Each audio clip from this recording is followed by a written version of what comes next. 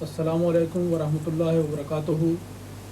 Now we are going to present our regular program of mulaqat, that is meeting with the Hazrat Amirul Mu'mineen Ayyadahullah Ta'ala bin Aziz, in which he will be meeting some Ahmadi brothers and sisters from various Arab countries. وعليكم السلام. تفضلوا.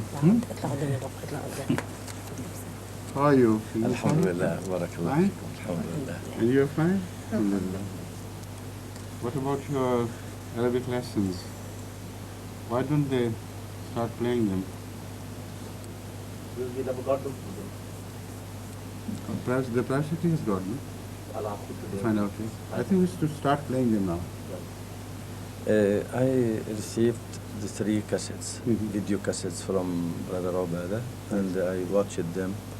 They need to be taken Provided. again, yes, because the light, it's not perfect. So better do it. Why don't you do it? I will try. Yes, You know the idea now? Yes, You can do it. yes, inshallah. Also, this should be done without any, unnecessary fuss. Yes, Just as I demonstrated last time, go on building it, take anybody, and it shouldn't be necessarily the same person. yes, Anyone, children, this and that, go out, show them flowers and this and that, start talking freely, but come back again and again yes. to the same. Again and again, this is This is highly very important. important, yes. Come back and back and we back. should build, Until you see the light in the eyes. yes. So watch as you proceed. Don't make a written program beforehand. Then you lose track. Build it as you see the impact on the person who is learning the language for you. Right? What is the duration of each course? No duration. It can go for 3 years. No, I mean for the class, the session. Session 15 will minutes, divide more or it. less. You better do it in half an hour, half an hour or 20 minutes maybe. 20-minute 20 sections. minutes Yes. because the But, segment goes in okay, line. okay. 20-minute segments. Make a break and then make another segment and another one. Right? Inshallah. Okay. Good. There The is. level is not lost. He has learned a lot from it. Inshallah. Shall we turn to the same old Yes. question answer session? Yes. There is a question from my wife. What is your ما سؤالك؟ هل المهدي نعرف ازاي إن هو المهدي والمسيح؟ How did the promised Messiah and Mahdi, she says, discovered that he is the Messiah Right. and Mahdi? You see, if one invents things from himself, then there is no question of any discovery involved. You make a decision and announce it. But if it is an appointment by Allah, then the discovery can only be made if God speaks to someone and tells him that you are that. I have appointed you. So there is no other way. If there is just a feeling, that feeling could be the result of madness or some psychological diseases. It has to be a very clear-cut message from Allah in which there should be no ambiguity. And that is exactly what happened in case of Hazrat Messiah.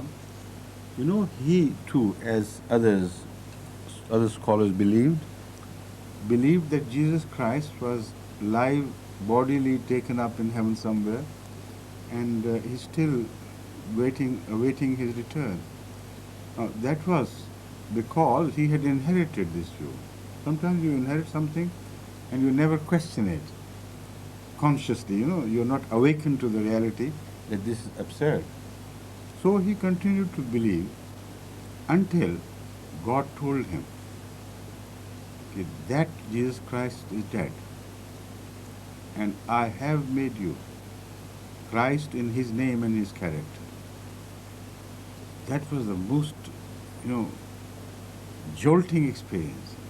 He was shaken out of his lethargy, of believing in what he had heard. And then when he studied the Quran in the new light, he was surprised how ever could he miss these messages spread all over the Quran. So this is what is happening to the other ulama nowadays. Unless they are awakened they're shaken out of this lethargic attitude which one inherits psychologically from generations after generations. Unless one is shaken up, new light does not appear, new angle does not, one does not see things from a new angle. And once the angle is changed, then immediately everything becomes so clear. That is what happened to him with regard to his claim to be the Messiah. But his first claim was that of Mahdi. When he created Jamaat Ahmadiyya as such, initiated it, and the first bath was taken. That was in March, 23rd of March, 1889. Now this was based on his claim that he was Mahdi. For Mahdi, in fact, there was no real difficulty, because Mahdi could be anyone, and people before him had claimed to be Mahdis, because Mahdi does not have to descend from heaven.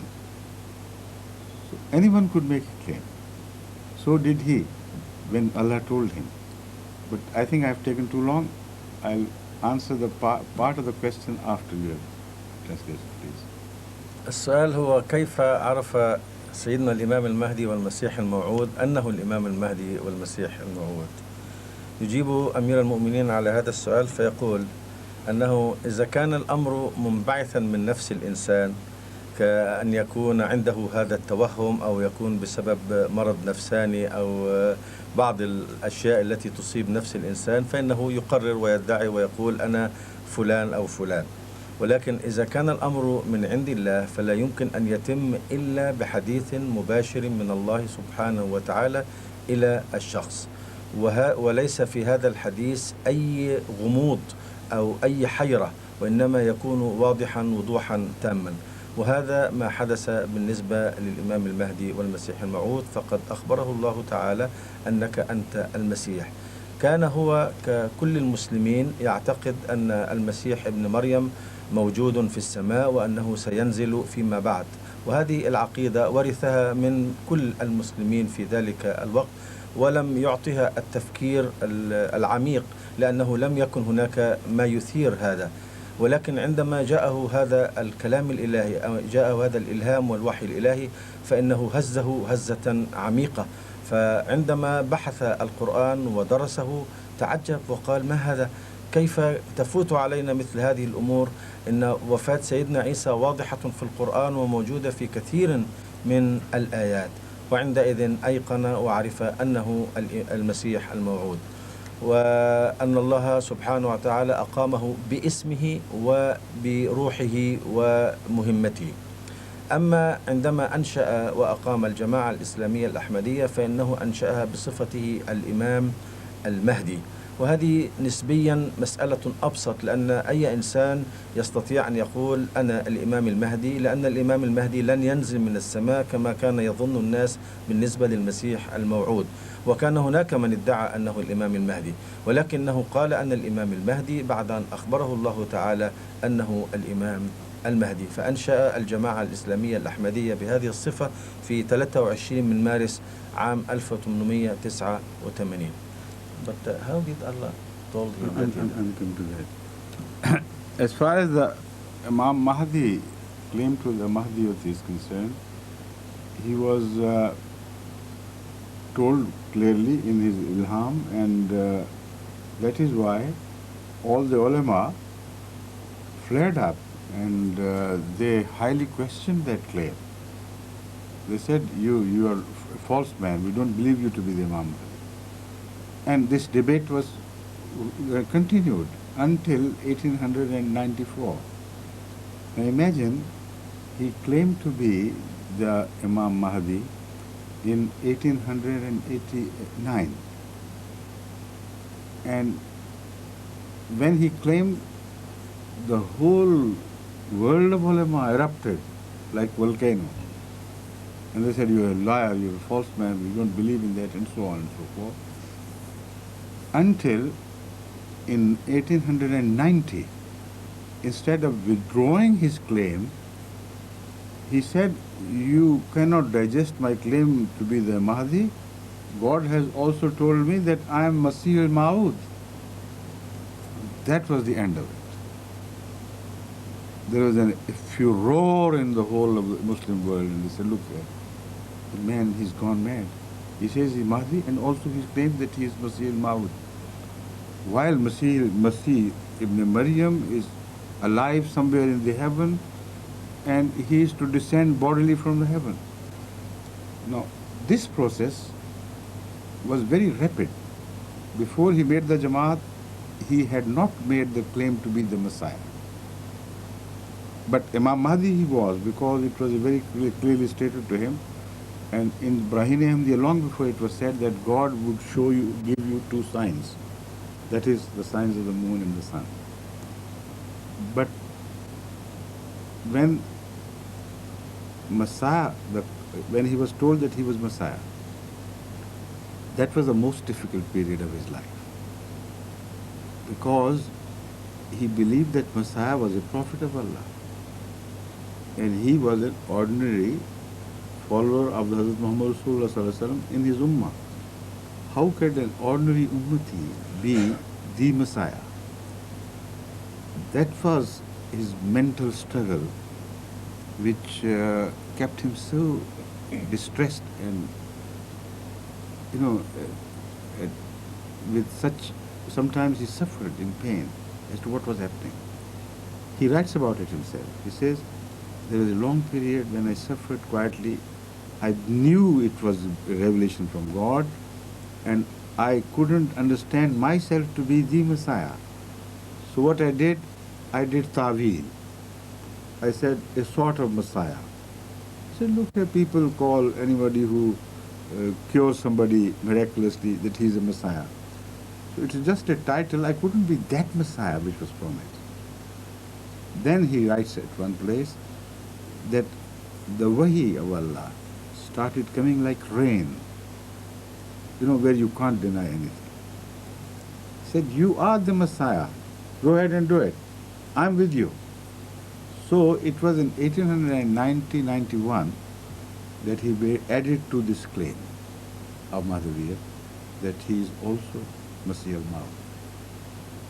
Now, that was the end all for his negotiations and friendship with all the ulama of Islam.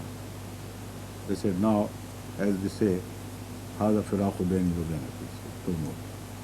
So, all right, God is with me. He says, I'm with you. If you're not with me, I don't care. But ulama at that time did not demand any sign as far as Messiah is concerned, because they thought they could prove it from the Quran as they understood. That Messiah is in heaven and this man is born here on earth. He could not be the same Messiah. They thought this was quite enough. But about Mahdi, they continued to harass him and demand from him the sign of the heavens, the eclipse of the sun, the eclipse of the moon, during the Ramadan, during such and such dates. He said, if you are true, produce that. And they knew that no man has any access to the heavenly bodies. So he prayed and prayed and prayed until in 1894 that happened, which the ulama thought was impossible to happen. In the Ramadan, the moon got eclipsed on the first of its eclipse nights, the 13th of the month. And when it happened, then people from all over India, Ahmadis, who knew this was a sign, this is going to be a sign, started rushing towards Qadiani to see if in the same month, or let's say when in the same month, the sun would also get eclipsed according to the prophecy. So 28th was the day, according to the prophecy, when the sun was to be eclipsed.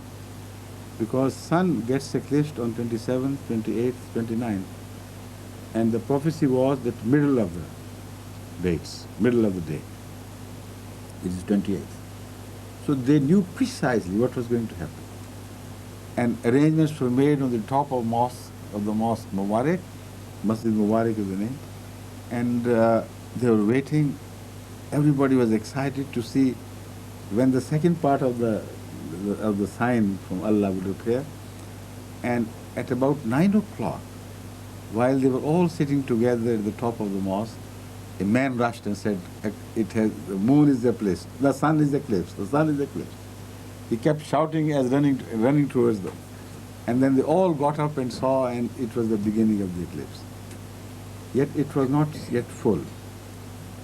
And they were expecting the sign to be so powerful and strong that the whole moon should be eclipsed, the whole sun should be eclipsed.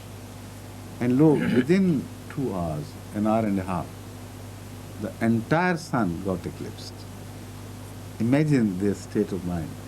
So not only was he told by Allah, but Allah supported him with heavenly signs which were beyond the power of any human being. So to claim to be a Messiah is something else. To show the signs is quite a different story. But these signs were related to Messiah, not Messiahhood, but to Mahdaviyyah. So let's turn back to Mahdaviyyah. He then challenged all the ulama. What is your reason now? What is your excuse? Come and believe. But as far as the Masihiyyat is concerned, his being Masih Maud, this was debated continuously. About Mahdaviyyat, they were nonplussed, so they avoided the issue. You see, in all their discussions, our sense, it is not the Mahdaviyyat which is highlighted by the ulama. They know that they have such a weak point there that they will be cornered and completely nonplussed. So they avoid it, bypass it, and reach Masihiyyat through some verses of the Holy Quran. But mainly, not with the verses of the Quran, with the superstitious views about Messiah, the first Messiah, which they had inherited from medieval generations, not from the Rasul, from Rasul. Ahadith sallallahu alaihi wasallam had never said that Messiah was never put to cross. Never, he never said that. He never said that he was taken bodily to the heaven and instead some Jew was given the shape of Messiah and he was crucified. He never said that. I don't know where they got this, fairy tale from. And they, because again, it was inherited by them through generations, so they did believe in that. And this is what they repeatedly said again and again and again. The Messiah is in the heaven. You are here. How could you be the Messiah? And Hazrat Masih presented 30 verses of the Quran, plus many verses of the New Testament, plus historical evidence. Until that generation of ulama gradually began to be silenced. And the next generation became so awe-stricken because of the overwhelming arguments of Ahmadi that they ultimately dropped this issue as if it was not an issue at all. So they started with Mahdaviyyat, ended up with Messiahhood, and kicked a lot of shindy and raised such huge hue and cry in the beginning. But as the century progressed, their voices were silenced. Now they don't take up it as an issue at all. Unbelievable. Imagine, read the literature of those days, and now they're completely silenced as if it doesn't make any difference whatsoever whether Messiah is alive or dead. As they say something in English, I don't want to repeat, but they care a fig for that, let's say. Why? Because they know if they go into debate with Ahmadi, they'll be roundly beaten. And the Quran will support them. So ultimate inner crookedness is that they have decided not to believe.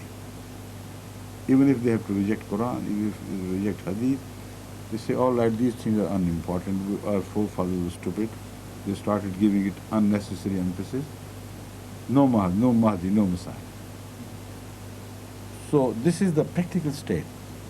And even Jamia Azhar has issued the edict that Messiah is dead. Shaltut, what was his name? Yes, Mahmud Shaltut, rector of Jamia Azhar. He issued the edict that it's all right. Now we have definitely found out from the Quran. Not only he, There's so many other Muslim scholars now which have openly declared that Messiah is dead. Old Messiah is dead. When you talk of the new Messiah to come in his image, they keep quiet. They say, well, he is dead and no more will come. So this is the state of affairs. That is how he was told, and how Allah, following that revelation, gave him a host of arguments to support the claim. So it's not just a case of a mental person who believes that he is something, because he can't concoct arguments, he can't create heavenly evidence in his favor. That is the full answer, I hope, to your question. And I hope I can translate You all can. this. You translate excellent. Not every word is It's a precious pleasure. and should be explained to the Please. people. Yes. Okay. يتحدث أمير المؤمنين عن كيف أن سيدنا الإمام المهدي عرف أنه الإمام المهدي والمسيح الموعود. قال أن موضوع الإمام المهدي كان أسهل نسبيا من قضية المسيح، فقد تلقى حضرته الوحي منذ أن كان يعد البراهين الأحمدية، وكان هذا الوحي يخبره أن الله سوف يؤيده بآيتين من السماء كما ورد في أحاديث النبي صلى الله عليه وسلم. ولذلك عندما أسس الجماعة الإسلامية الأحمدية أسسها على أنه هو الإمام المهدي، وقد قامت ضده كثير من الشغب من العلماء والمعارضة، لأنه قال أنه تلقى الوحي بأنه الإمام المهدي. ليست المسألة ادعاء من عنده أو كما فعل غيره من الناس، وإنما الله سبحانه وتعالى هو الذي ألهمه وأوحى إليه أنه الإمام المهدي، وهذا ما أثار العلماء ضده.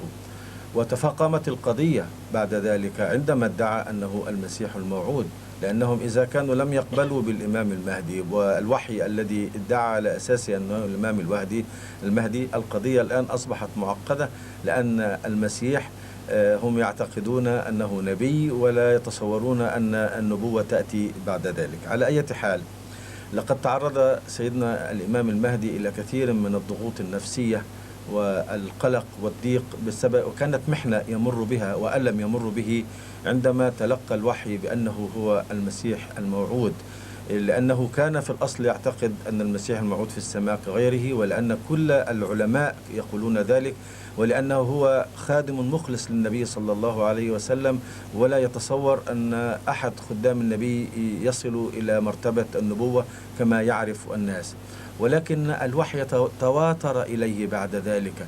هو حاول أن يفسر الوحي بأنه المسيح بطريقة التمثيل، فقال أن كما يطلق على الإنسان الصالح أو الإنسان الذي يشفي المرضى أنه المسيح، فربما هذا على سبيل المجاز. ولكن الوحي تواتر بعد ذلك وأكد له أنه هو المسيح المقصود، هو المسيح الموعود الذي تحدث عنه النبي صلى الله عليه وسلم والذي أخبر بمجيئه من بعده. فكان عليه أن يطيع وأن يعلن وأن يرى الأمر من وجهة نظر أخرى، ويطلع على القرآن ويفهم تعاليم القرآن، وتأكد أنه فعلا هو المسيح الموعود وأن الوحي الذي يتلقاه وحي صادق. ولذلك تحدى العلماء ووقف أمامهم وقفة قوية، وثبت على عقيدته أنه هو الإمام المهدي وأنه المسيح الموعود. على أي حال، العلماء لم يكونوا يطالبونه بأدلة تثبت أنه المسيح الموعود، لأنهم يعتقدون أن القرآن فيه الكفاية بحسب فهمهم أن المسيح في السماء، وهذه القضية في ثابتة من وجهة نظرهم. ولكن كان الجدال يدور كثيرا حول أنه الإمام المهدي. على أي حال، المسيح الموعود أعلن أو بدأ الوحي إليه بأنه الإمام المهدي حوالي عام 1884، وأعلن المهدوية عندما أسس الجماعة الأحمدية عام 1809. The Jidal Kasira was also regarding Masihiyyat, but of two types. Jidal regarding Mahdi was asking for signs, and Jidal regarding Masih was through arguments. Please. فتلقى الوحي عن أنه المهدي عام 1884، وأسس الجماعة عام 1889 على أساس أنه الإمام المهدي. وفي عام 1890 بدأ يتلقى الوحي عن أنه المسيح الموعود، وهنا جاءت المحنة الشديدة التي مر بها، لأن القضية أكبر كثيرا من قضية المهدوية. ولكن أيضا عندما تواتر عليه الوحي وأكد له أنه هو المسيح الموعود، أعلن عام 1891 أنه فعلا المسيح، ووقف أمام العلماء وأيده الله بكثير من الحجج القرآنية، أكثر من 30 آية من القرآن وآيات أخرى من التوراة ومن الإنجيل ومن الكتب السماوية السابقة تبين وتؤكد أنه فعلا هو المسيح الموعود. كان الجدل حول مسيحيته جدل يعتمد على الحجج والأدلة والبراهين. أما فيما يتعلق بدعواه بالمهدوية كانوا يطالبونه بالآية السماوية الواردة في كتب الحديث، فكان يدعو إلى الله قد أخبره أنه سيؤيده بهذه الآية، ولكنه كان يتعجلها، فكان يدعو إلى الله أن يبين له هذه الآية. والآية هي آية خسوف القمر وكسوف الشمس، وقد بدأ تحققها في عام 1894 في شهر رمضان، في شهر مارس وشهر إبريل. ففي 13 من شهر رمضان ظهر خسوف القمر.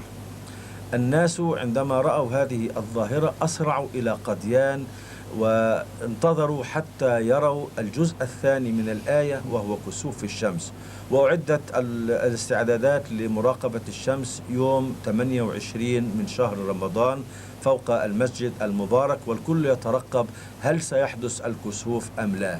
وقد تم فعلا رؤية الكسوف، وكان كسوفا حلقيا كليا واستمر لمدة طويلة، وشاهد الجميع هذه الآية، فثبت أنه أيضا الإمام المهدي. العلماء في ذلك الوقت بعد أن تبينت كل هذه الآيات البينة والحجج القوية التي أبداها فيما يتعلق بالمسيحية، أيضا همدت مقاومتهم بعض الشيء. ولكن الجيل الثاني من العلماء اتبع طريقة أخرى، أنه توقف عن البحث في هذه الأمور صراحة، لأن الدخول في جدل حول هذا الموضوع يكون فيه خسارة لهم، لأن الأدلة واضحة وقوية. فبدأوا يتجاهلوا الموضوع ويكتمونه، وادعى بعضهم أنه لا داعي لأن يكون هناك مهدي أو يكون هناك مسيح، يكفي أن يكون هناك العلماء. وحتى وقتنا هذا الشيخ شلتوت رحمه الله أفتى بأن الإيمان بأن المسيح ليس في السماء وأنه مات، هذا شيء صحيح ولا غبار عليه.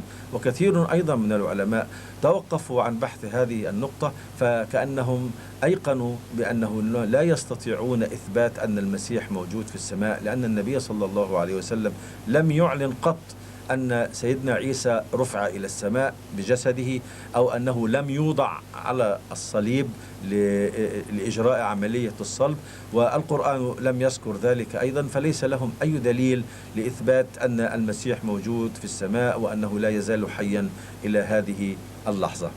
الآن العلماء يلجؤون إلى طرق أخرى ويلفون حول هذه القضية ببعض الادعاءات والأكاذيب ضد الجماعة، وليس في ناحية هذه العقائد.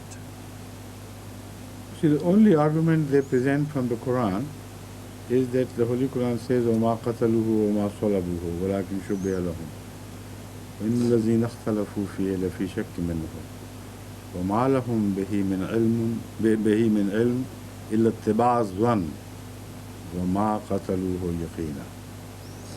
This is all the argument they have, while it does not prove their point of view at all. Because in the end, what is denied is not an attempt to murder him. In the end, the verse ends up by declaring categorically that they failed to kill him. So if an attempt to crucify him was made, it is not denied. The object of crucifixion was to kill, and they were, by God, they were made helpless in the sense that the attempt to crucifixion was frustrated by Allah. attempt to kill him by crucifixion was frustrated by Allah. And he was taken down alive. And that is why the doubts began. All the doubts which are mentioned afterwards relate to this issue. What happened to him? Did he die or did he not die? Some believed he died and was again revived from the dead, as the Christians say. The Jews said, no, he died once and for all, and he died. But none of them had any proof, because there was no body. Even if a murder is committed today, the same time-old principle is applied. Unless the body is produced, there is no positive proof that somebody is killed. And a case of murder cannot be registered. Case of suspected murder can be registered, but not of murder. So this is the beauty of the Quran. It says, immediately after the crucifixion, they started fighting with each other. One group saying this and the other group saying that. Ahl Kitab got divided into two groups. And none of them had any solid proof. وَإِنَّ الَّذِينَ اخْتَلَفُوا فِيهِ لَفِي شَكٍّ مِّنْهُ مَا لَهُم بِهِ مِنْ عِلْمٍ إِلَّا اتِّبَاعَ الظَّنِّ. How clearly the whole issue is discussed in detail by the Quran. Right from the very beginning, it is Shubha, Shak, which is being discussed by the Quran. وَلَكِنْ شُبِّهَ لَهُ. They failed to crucify him to death. That is the meaning. وَلَكِنْ شُبِّهَ لَهُ. The whole matter was obscured. Those who disagree with each other, they have no knowledge. اختلفوا فيه لفي شك منه ما لهم به من علم إلا اتباع الظن. All the Arabic expressions which give strength to the point of doubts, no sure knowledge, are used together in the Holy Quran so powerfully.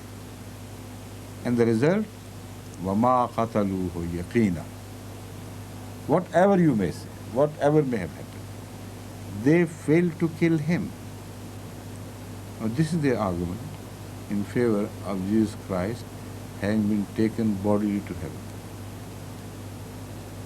We say, where is it mentioned? They said, yes, read it on. It will be mentioned. All right, we read it. It says, بَلْ رَفَعَهُ اللَّهُ إِلَيْهِ وَكَانَ اللَّهُ عَزِيزًا حَكِيمًا. But Allah raised him to himself. They said, you see, it is here. It is mentioned that he did not die upon cross. They failed to kill him. And where did the body go? To heaven. We say, no, for God's sake, don't interpolate in the Quran. Read the verse again, carefully. What Allah says, there are two things. They failed to kill him. That's one thing, positive. Then it says, God endeared him to himself, because Rafa means made him closer to himself. It never mentions any heaven, never mentions any space, the physical space. So all the Holy Quran is saying is that we brought him closer to ourselves. Bal rafa'ahullahu ilayhi. Allah brought him nearer to him, or altogether to himself. That is the meaning. Now, how can a body move when Allah brings that body closer to him? Can you imagine? You see, where is Allah? Here or somewhere else? Everywhere. أينما تولوا فثم وجه الله الله نور السماوات والأرض. There is no space on earth where God is not. So when I say I lifted this, the Holy Quran, towards myself, this is a physical thing. I am a physical being. There is a distance between me and this. physical distance. So I lift it, we get closer. Understandable. I lift this box, it is lying over there, I say, I brought it to myself, I lifted it to myself. You can understand, it has to be a physical movement. It comes and comes here. But if I'm here, and it's also here, how can I lift it to myself? Show me. Can you? I'm here, and the box is also here with me. It cannot be. It cannot move. It cannot move. The same place. The movement can only take place spiritually. There's no other way. Like the Holy Quran uses the same phrase in another place with reference to Balambavu. وَلَوْ شَيْنَا لَرَفَعْنَاهُ بِهَا وَلَكِنَّهُ أَخْلَدَ إِلَى الْأَرْضِ. That unfortunate person, if we had so desired, وَلَوْ شَيْنَا لَرَفَعْنَاهُ بِهَا, with the qualities we had bestowed upon him, we could have lifted him to ourselves. The same expression as used regarding the Messiah.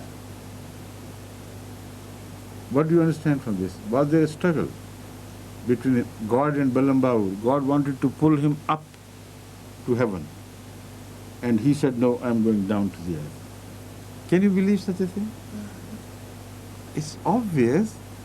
It means that we wanted to bring him closer to ourselves. We gave him such faculties, such qualities, that he could be dearer to us. But he decided to be a worm of the earth, so we said, go. But it was not a physical movement. It was spiritual distancing by that unfortunate man from God. So this is the meaning of Rafa. But heaven is not mentioned anywhere.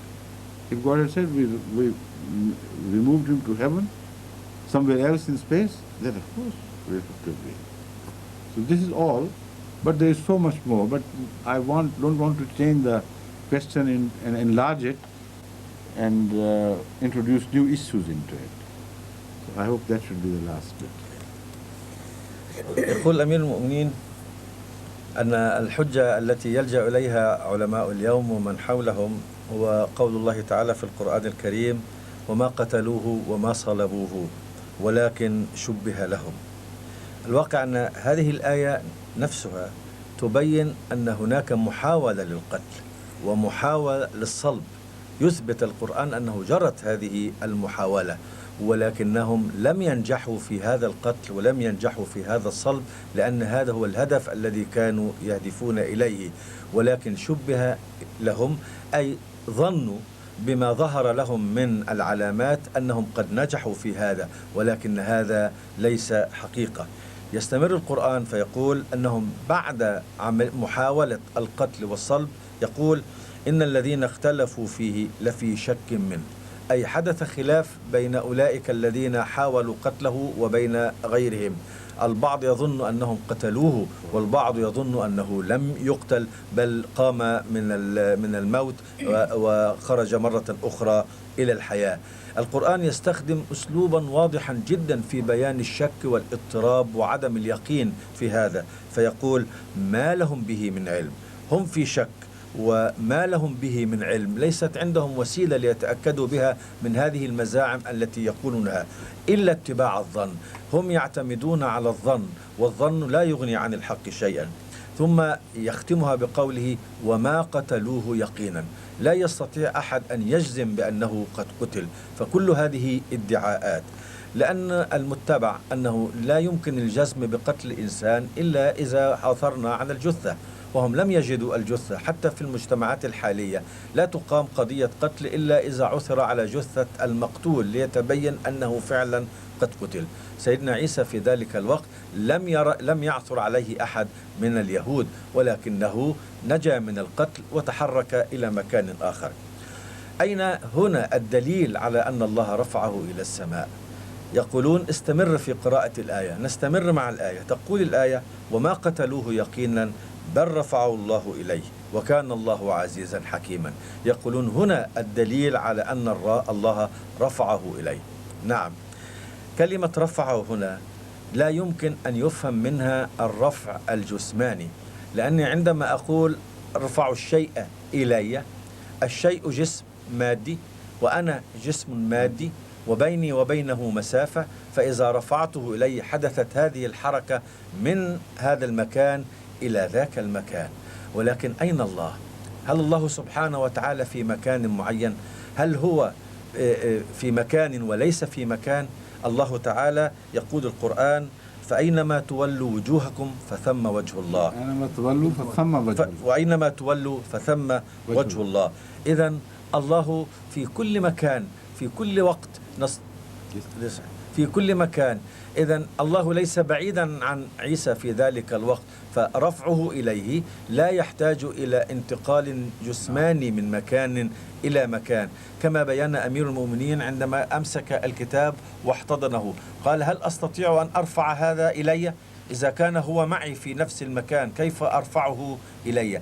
فالرفع بالمعنى المادي يحتاج إلى مكانين منفصلين وبينهما مسافة، ولكن الله موجود في كل مكان، فالرفع لا يفهم أبدا إلا رفع المنزلة والتقريب إليه سبحانه وتعالى. وقد ذكر القرآن بمثل هذه الكلمة الموضوع حول بالعام. يقول القرآن: ولو شئنا لرفعناه بها ولكنه أخلد إلى الأرض. لقد منحه الله من الصفات ما كان يمكن أن يرفعه ويقربه إلى الله، ولكنه اختار أن يكون دودة في الأرض، اختار أن يكون ماديا فتركه الله. فهل كان سيرفعه الله أن يرفعه إليه في السماء؟ هذا الرفع نفس الكلمة، هذا رفع التقريب وعلو المقدار، وهذا أيضا أنهم فشلوا في قتله وفشل الله محاولتهم ورفعه إليه، أي زاده قربا إليه من الناحية المعنوية. هذا هو كل ما يقوله هؤلاء العلماء. Excellent. Always excellent. I just want to comment on one point. You said that the promised Messiah was in agony at when he received the revelation about his being the Messiah. Is this like the case of Hazrat Maryam when the Malak, the angel, told her that she will? It is more like the case of Ahadith sallallahu alaihi wasallam when the first revelation was made in Ghar Hira. You see, he said, how can I be, the recipient of this great thing?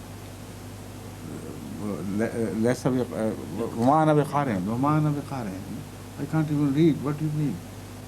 And then the reaction was so strong that he ran fever. And before that he began to shiver. So that is the reaction when one suddenly begins to imagine himself to be in a very high status, while all his life he had considered himself to be a humble person. So it is the humility in the prophets which results into this powerful reaction. And Ahadith sallallahu alaihi wasallam was the humblest of all the human beings. So that was the reason why he reacted so powerfully. So Masih Maud alayhi salatu also believed that he is just a small, humble servant of Islam, and Jesus Christ, the Prophet of Allah, how could he be that man, that person? It was a natural reaction of humility, no more. سألت أمير المؤمنين: هل كان هذا الشعور بالضيق والأزمة التي كان يمر بها المسيح الموعود عندما تلقى الوحي بأنه المسيح، هل كان هذا يشبه شعور السيدة مريم عندما أخبرها الوحي والملاك أنها ستلد ابنا وتواجه هذه المسؤولية؟ فقال: لا، ليس هكذا، وإنما كان شعوره هو كشعور النبي صلى الله عليه وسلم وهو في غار حراء عندما جاءه الملاك وقال له: اقرأ، وأخبره أنه سيكون نبيا لهذه الأمة، وهو إنسان متواضع، وهذه مسؤولية كبيرة، والنبوة هذا مقام عال جدا. فوجد أن هذا الشيء حمل ثقيل يصعب على الإنسان أن يتحمله، لدرجة أنه أصابته الحمى وعاد إلى بيته يرتجف من هول هذه المسؤولية. كذلك كان المسيح الموعود رجلا مسلما متواضعا، فلما أخبره أنه المسيح فوجد أن هذا حمل كبير، هذا المسيح في درجته العالية من النبوة، وهو هذا الإنسان الصالح التقي المتواضع، فهذا أيضا أشعره أو جعله يشعر بهذا الحمل الثقيل. عندك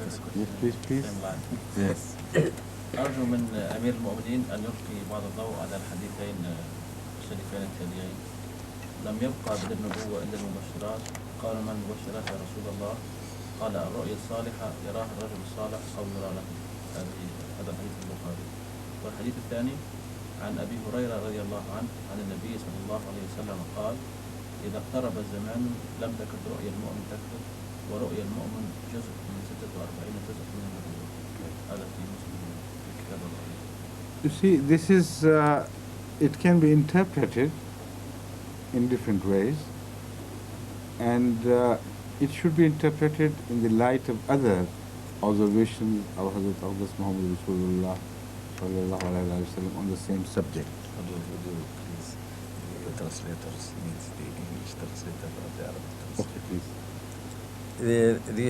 السؤال هو عن حديثين للنبي صلى الله عليه وسلم. Abu Hurayra relates that he heard the Holy Prophet say, "Nothing is left of prophethood but glad tidings."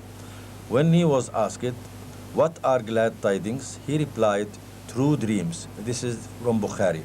The second hadith, Abu Hurayra relates that the Holy Prophet said, "When the time draws near, the dream of a believer will not be falsified, and the dream of a believer is one of the 46 elements of prophethood." And this is also from Bukhari and 46 Muslim. or 40th?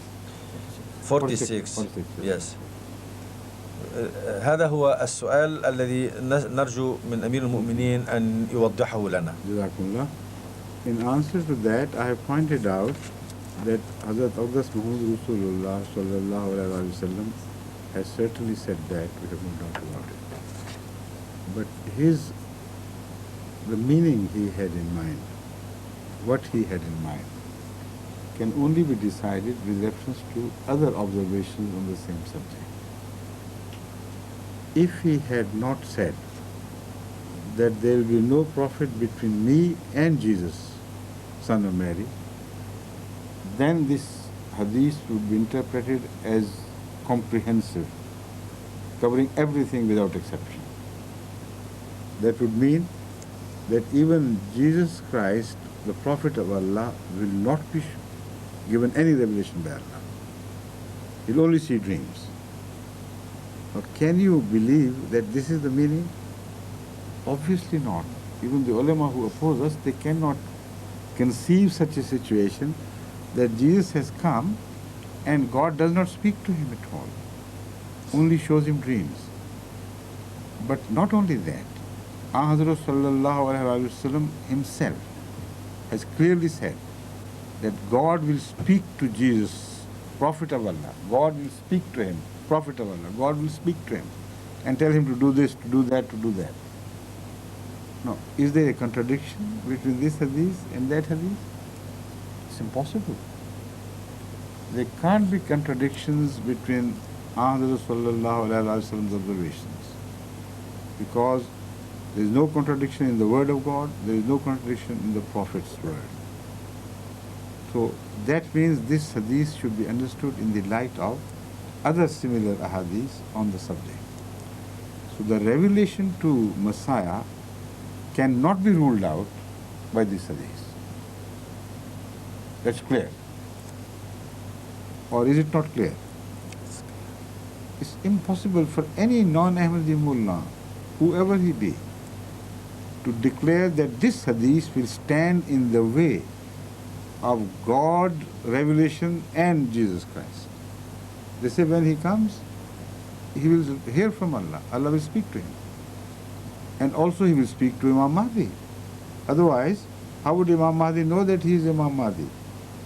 So this tradition means that at the time when it was spoken, the Quran had come to its complete end. And the wahi regarding the Sharia had got completed. Hazrat sallallahu alaihi wasallam declared that after this, no verbal wahi will be revealed. We have reached a stage where now the good dreams of Muslims will follow. And they too are 1/46th part of 1/46th part of Risalat. They are a type of Risalat. So, illal mubashirat means now there is glad tidings for you for the fulfillment of all the way of the Quran. The remaining of the age is an age of fulfillments and for you to rejoice. But it does not contradict his own prophecies regarding a prophet of Allah to appear in the latter days under the title of Messiah, or an Imam raised by Allah himself under the title of Imam Mahdi.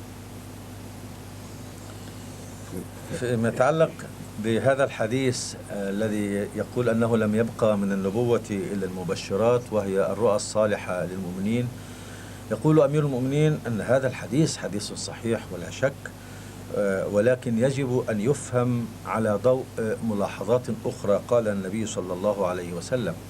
فلا يمكن لمثل هذا الحديث أن يقف في طريق أن هناك مسيحا سوف يأتي وأن الله لا بد أن يتحدث إليه ويوحي إليه، والأحاديث الشريفة النبوية الشريفة تبين أن الله يوحي إليه ويأمره بكذا وكذا وكذا أكثر من حوالي 4 مرات في حديث واحد، وأن هناك إماما مهديا سوف يقوم، وكيف سيعرف هذا أنه هو الإمام المهدي؟ لا بد أن الله يحدثه ويخبره أنه هو الإمام المهدي. ولا يستطيع أحد من العلماء حتى المعارضين أن يعتبر هذا الحديث عقبة في سبيل أن المسيح الموعود عندما يأتي يتلقى الوحي من الله، أو أن الإمام المهدي عندما يأتي يتلقى الوحي من الله.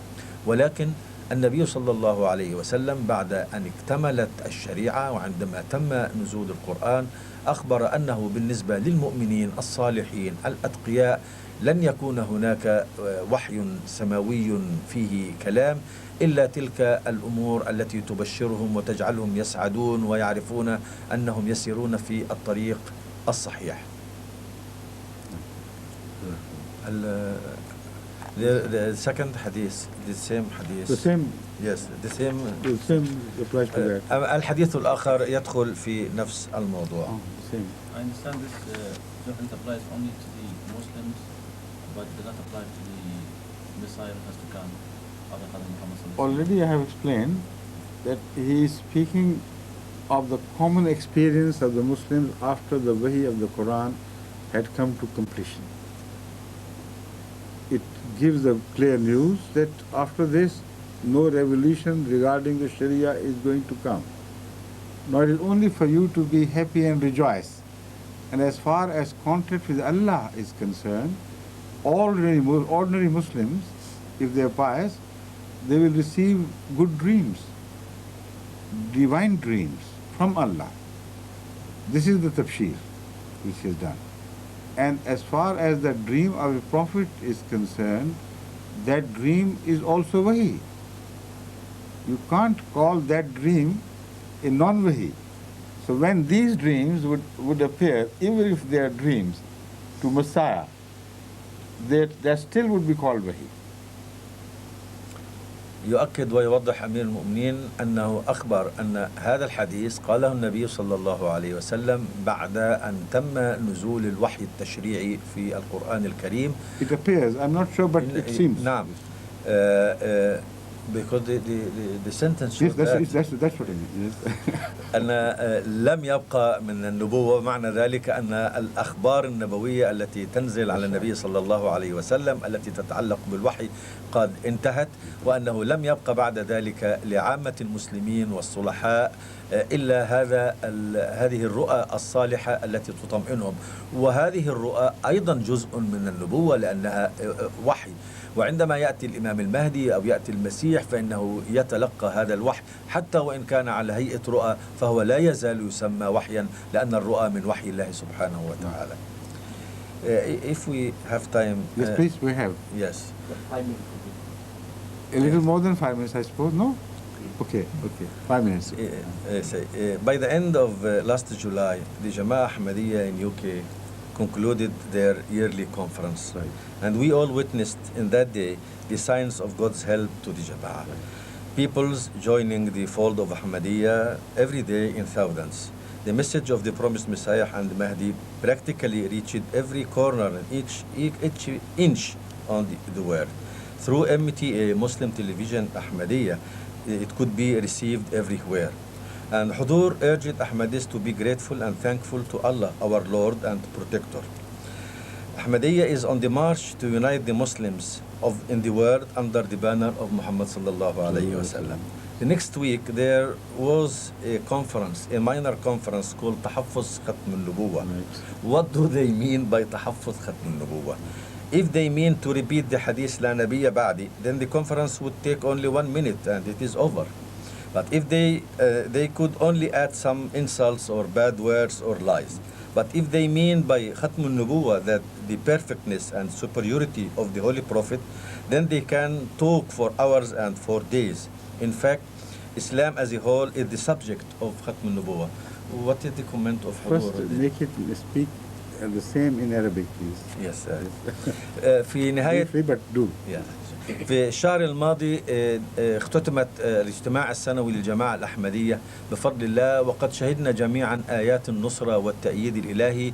فإن رسالة الإمام المهدي الآن تسمع في كل مكان على الأرض عمليا عن طريق تلفزيون MTA، تلفزيون الجماعة الإسلامية الأحمدية، وهذا يدل على التأييد والنصرة من الله. وها هي الجماعة تسير قدما لتوحيد المسلمين تحت راية محمد صلى الله عليه وسلم. بعد ذلك بأسبوع حدث هناك اجتماع أو مؤتمر يسمى تحفظ النبوة أو تحفظ ختم النبوة. ماذا يعني تحفظ ختم النبوة؟ إذا كان هؤلاء يريدون القول بأنه لا نبي بعدي، فإن القضية تستغرق دقيقة. يقولون لا، الرسول قال لا نبي بعدي، وهذه لا تحتاج إلى كلام أكثر من ذلك. أما إذا كانوا يفهمون ختم النبوة وهي كمال وعظمة ورفعة النبي صلى الله عليه وسلم، فيستطيعون أن يعقدوا المؤتمرات كما يشاءون. بل إن الحقيقة أن الإسلام هو ختم النبوة بهذا المفهوم. فما رأي أمير المؤمنين في هذا؟ My first reaction is that this is the most absurd thing to imagine that God with all his power and might has failed to protect the Khatamiyat of Hazrat Muhammad Rasulullah sallallahu alaihi wasallam, and the ulama of today have taken up the qadr for it. It's an insult. He who has created him as Khatam-e-Nabiyin, he is powerful enough, mighty enough to protect his honor of Khatamiyat, whatever is meant by Allah himself. When these ulama come up and say, we are going to save Rasulullah Khatamiyat, they are claiming gods and they are insulting God, as if God had failed to do it, so they have taken up the qadr. يقول أمير المؤمنين تعليقي على هذا الشيء أنه أمر سخيف لا معنى له. الله القوي العظيم هو الذي جعل محمد صلى الله عليه وسلم خاتم النبيين، وهو القادر على أن يحفظ له هذا ختم النبوة. هؤلاء العلماء عندما يدعون أنهم يحفظون ختم النبوة كأنهم يدعون الألوهية أو كأنهم يكملون نقصا من الله سبحانه وتعالى عن ذلك. الله هو القادر على ذلك وحده. You see, this is not the first time that anyone has claimed to be a prophet of God in Islam. The only difference is that previous claimants claimed to be a prophet outside Islam, in the sense that they cancelled part of Sharia here and a part Sharia there attemptedly. And they revealed new Quran according to them, like Musaylama Kazzab did. So they were the people who really attempted to break the Khatamiyat, because they were outside the pale of Islam by declaring that this Islam was not perfect, we have added new things to it. Yet when was such a majlis ever made in the history of Islam? They came and went, they were destroyed either during the fights, or they met their own natural death. and one after the other they disappeared from the earth as defeated and frustrated. Where were Khatam-e-Nabuwwat, Khatam-e-Nabuwwat Maulvis in those times? Why didn't the Ummah, the much more pious Ummah at that period, never created such Majlis Khatam-e-Nabuwwat? So this, ordinary people should understand this. This is a fraud played by these people only to earn money and to attract attention of the Muslims. But Allah is quite enough to save Khatamiyat, whatever he understands by it. يقول أمير المؤمنين أن الله سبحانه وتعالى هو القادر على صيانة ختم النبوة. هذه ليست المرة الأولى التي يدعى فيها النبوة في الإسلام. لقد ادعى كثير من الناس أنهم أنبياء. هؤلاء كانوا يحاولون الخروج على قواعد أو قانون الإسلام بأن يزيدوا أو ينقصوا شيئا من القرآن أو من الشريعة، كما فعل مسيلمة الكذاب عندما اخترع قرآنا له.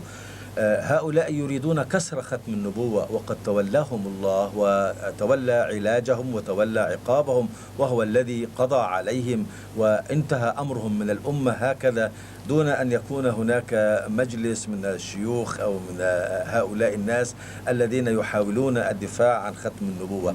ظهر كثير من المدعي النبوة وقضى الله تعالى عليهم بطريقته. أما هذه القضية تختلف كثيرا، إنها مجرد تضليل للعامة ومحاولة لجمع واكتساب النقود. الجماعة الإسلامية الأحمدية بفضل الله تزداد كل يوم ازدهارا وانتشارا، لأنها لا تكسر ختم النبوة، وإنما هي امتداد لنبوة المصطفى صلى الله عليه وسلم وتأكيد لختم نبوته.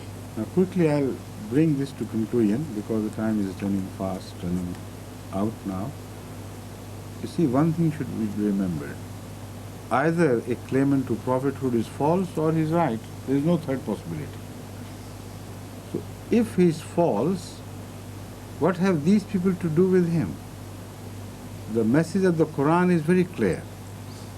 With reference to a believer who hid his faith during the time of Moses, the Holy Quran declares that he approached the people who were planning to murder Moses.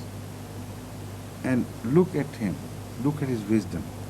The Holy Quran preserved what he said for all times to come. You know what he said? He said, إِن يَكُ كَاذِبًا فَعَلَيْهِ كَذِبُهُ.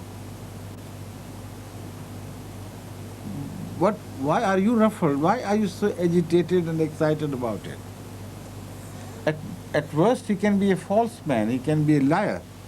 But if he is a liar, the calamity or the punishment of his lies will not befall you. What have you to do with it? He will suffer. Let him suffer. But imagine if he proves to be right. إِن يَكُ صَادِقًا يُصِبْكُمْ بَعْضُ الَّذِي يَعِدُكُمْ. Then whatever he promises by word of warning is going to pursue you, will never leave you. So be wise. Don't challenge a man unnecessarily. You don't know whether God said something to him or not. It is between him and God. If he is false, leave him alone. God will punish him. He doesn't require the help of ulama to come and help him. He can be sufficient himself. But if he is right, and if you oppose him like this, then you will be punished. يلخص أمير المؤمنين هذا الموضوع في عبارة موجزة. يقول إن رسالة القرآن واضحة في هذا الموضوع. هناك من كذب سيدنا موسى، فقام هذا الرجل العاقل وقال كلمة سجلها القرآن وحفظها إلى يوم القيامة. يقول إن يكن كاذبا فعليه كذبه. لماذا أنتم متهيجون؟ لماذا أنتم مضطربون؟ إذا كان مدعيا كاذبا فسوف يتولاه الله وسوف يقضي عليه كذبه وسوف يظهر كذبه. هذه مهمة الله. ولكن لا تندفعوا في تكذيبه بدون تعقل، لأنه وإن يكن صادقا يصبكم بعض الذي يعدكم، فلا تعارضوه هكذا. تفكروا وتأملوا فيما يقول، فربما يكون صادقا، وإذا كان صادقا فهذا يصيبكم بضرر كبير. جزاكم الله. And now it's time, the time is over, so we say Assalamu alaikum. to Wa the alaikum audience. assalam wa rahmatullah. And the time flies during this hour, you know. We can't help it. Thank you, sir. Next time, inshallah. Inshallah.